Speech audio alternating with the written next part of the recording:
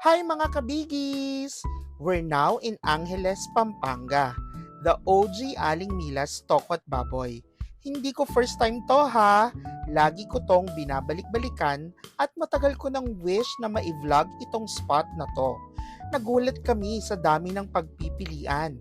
Meron silang sisig, embutido, sinigang na bangus, tokat baboy, dinuguan, chop suey, at ang dami talagang choices.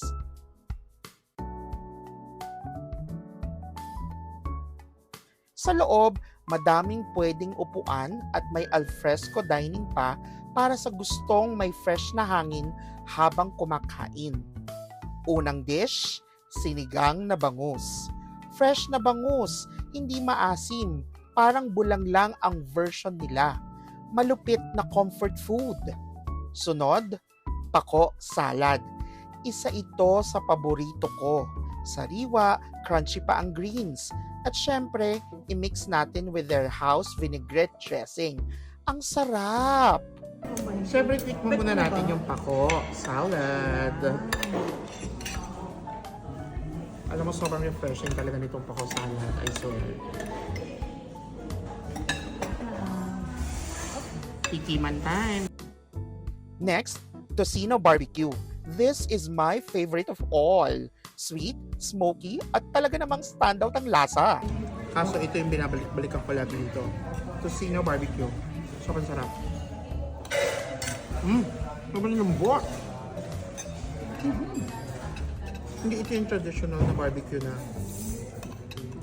nasa dulo may taba.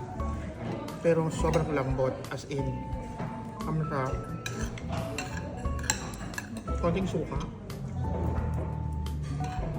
Then, perfect bite. Sarap. Ito naman, chop suey. Maraming gulay, vibrant, at balance ang timpla. Next dish, the Kapampangan sisig. Walang mayonnaise ha. Dry style at tunay na authentic Kapampangan.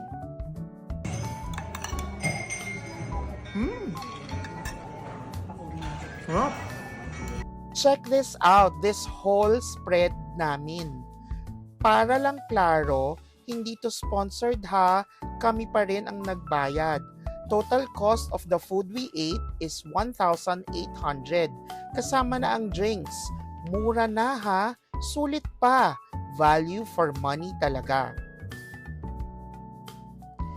Tara, kain na tayo mga kabigis. Samahan nyo ko. Ang sarap. Bawat subo may kasama talagang memories.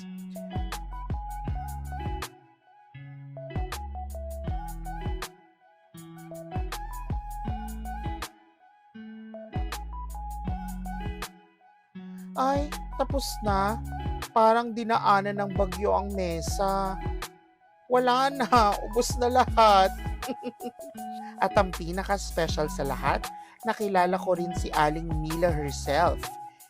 Siya ang puso ng lugar na ito at ramdam mo ang pagmamahal niya sa bawat putahe.